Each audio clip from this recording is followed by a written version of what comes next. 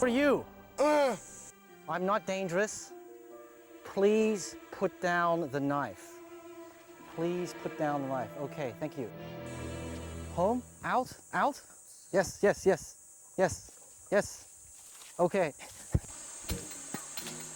I soon realized that my jungle friend was not my enemy. He was a friend whom I depended on for my very life. Ah! Ow! Oh, far out.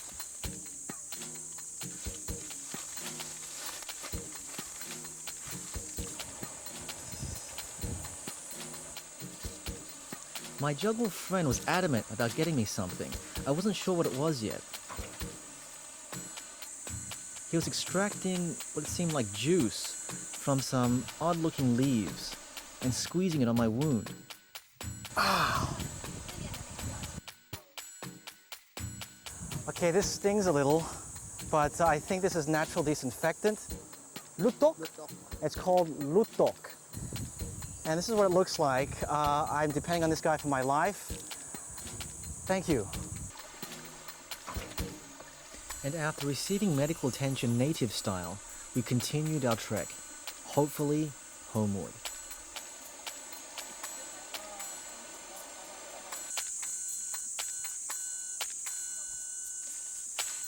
After a long walk, I felt thirsty.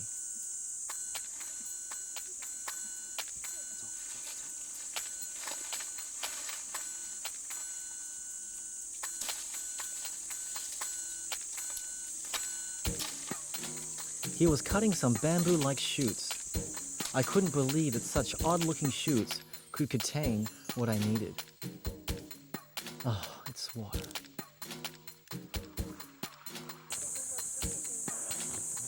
Thanks a lot. Any more? And so we continued onward. He led me first to his village. They were doing something I couldn't figure out at first. It seemed as though they were planing bamboo. The flossy plane pieces were set aside and rolled up. And then they cut a sliver into the bamboo piece.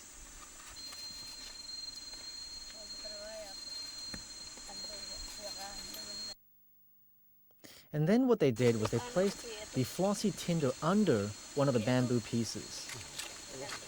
And then they began frantically rubbing the bamboo pieces together. What happened? Smoke. I think I can guess what they're doing now. The jungle person continued rubbing on this piece of bamboo. He began blowing on it and finally used a needle to do what I believe caused a hot piece of bamboo to drop onto the tinder below. My friend then began picking this piece of tinder up and blew on it, causing more and more smoke to rise into the air. This piece of tinder became hotter and hotter and smokier and smokier, finally causing fire. And what were they doing with this piece of green bamboo, placing water and then placing grain inside it? Probably making food. My guess, rice. I'll soon find out.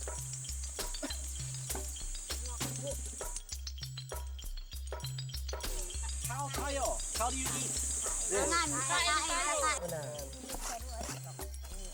So I've never eaten rice that's been cooked inside bamboo before.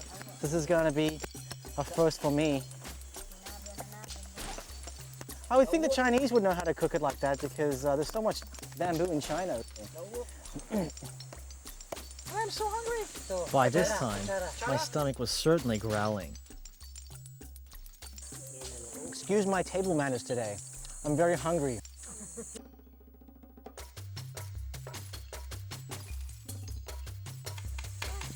After having my fill, they were nice enough to welcome me in their own way, through dance. Although we could not understand each other's spoken language, the language of dance was something we could all appreciate. It's now time to go home. Salamat! Salamat! Salamasi. Salamasi. Leaving the jungle behind me, I am back to urban life, discovering the people and history of the Philippines. This time on Getaway. Wow, it's certainly good to be back in the civilized world. And I finally know where I am, the Philippines. I'm currently in Subic Bay, all around me right now. This place used to be a US naval base up until 1991, and the US were here until for about 99 years.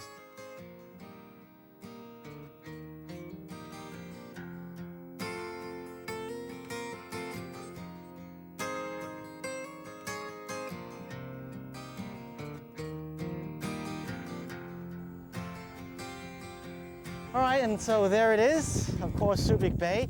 In days of old, this place actually was a naval shipyard used to repair battleships, cruisers, you name it, war machines. Today, very peaceful warehouse that you can see behind me. Now, in this area here, you can see an airstrip. Of course, it used to maintain planes and warplanes. Today, this place is used for civilian purposes rather than repairing war machines. Very peaceful, I like it.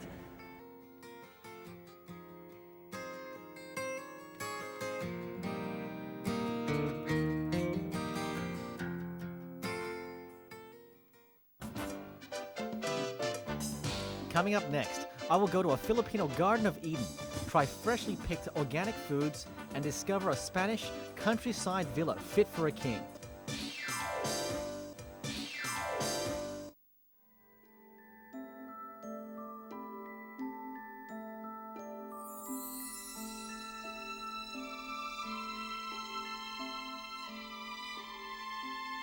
By chance, I walked into an unearthly garden, and it was here that I discovered a heavenly place of rest. The smell of the surrounding flowers and the company of the trees around me made me feel like I was in another world.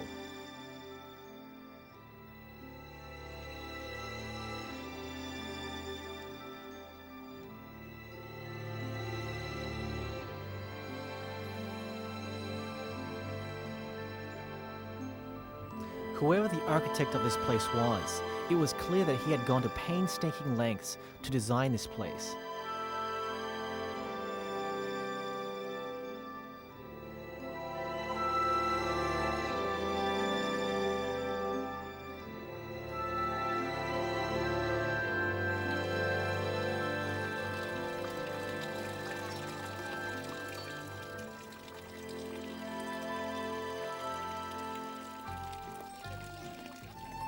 I continued ahead, enjoying every scenic step forward until I discovered what appeared to be a greenhouse.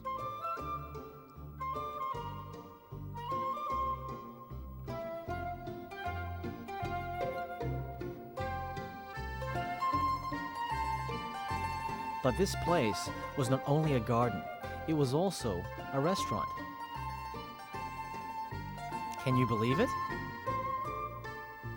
So after walking through this Garden of Eden outside, I'm completely curious as to what the food is like on the inside. So, what makes this restaurant unique?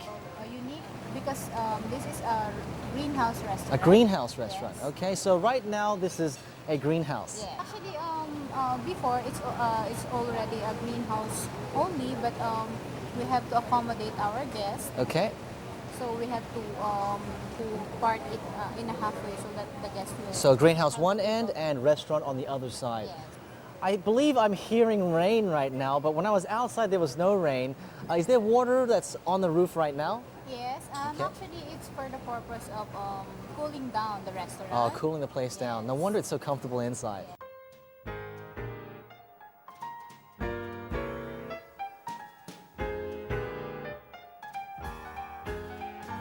What else do you have here that is unique to this restaurant? Actually, we bake our own bread.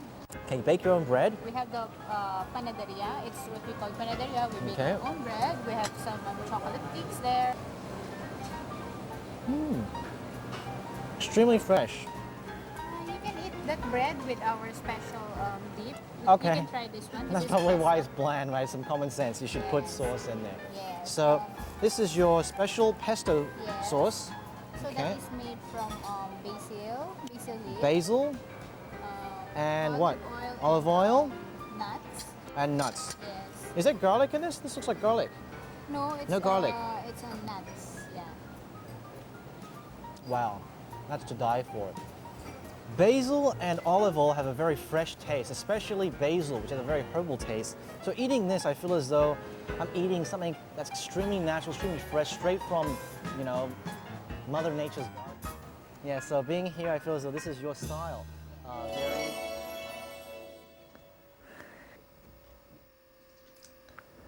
Yummy, yummy.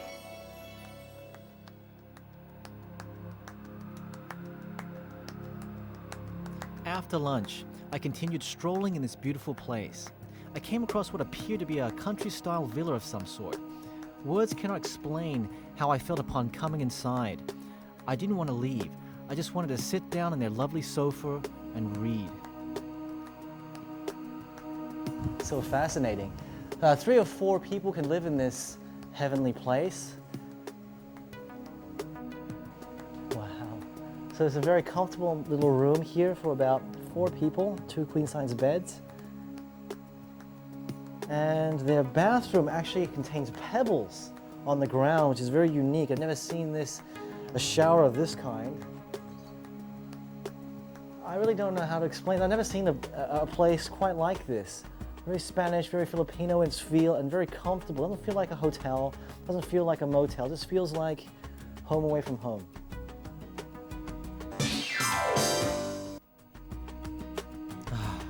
What a pity. I couldn't stay.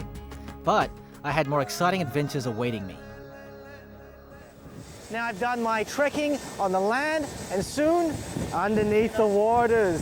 Yeah, so we're going to an island called Palawan, which is known as a underwater kind of a paradise. So join me, let's go.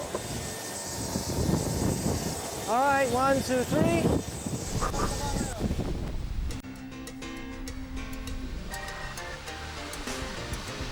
A paradise of another kind. An island paradise called Dimakio Island, which lies in northern Palawan. I couldn't believe my eyes or my ears.